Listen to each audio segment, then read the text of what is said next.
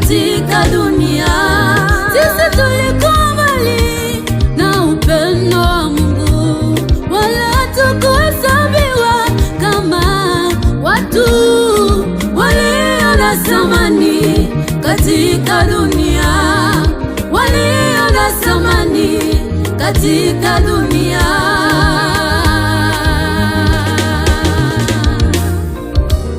Yeye aliyekuwa Mungu alizarau ule umungu, akavaa picha ya utumwa, akajinyenyekeza mwenyewe kutii hata mauti. Damu yake tu ndio imetukomboa.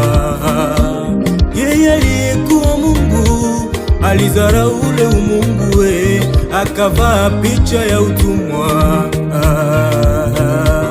akajinyenyekeza mwenyewe kutii hata mauti. Damu yake tu ndio imetukomboa.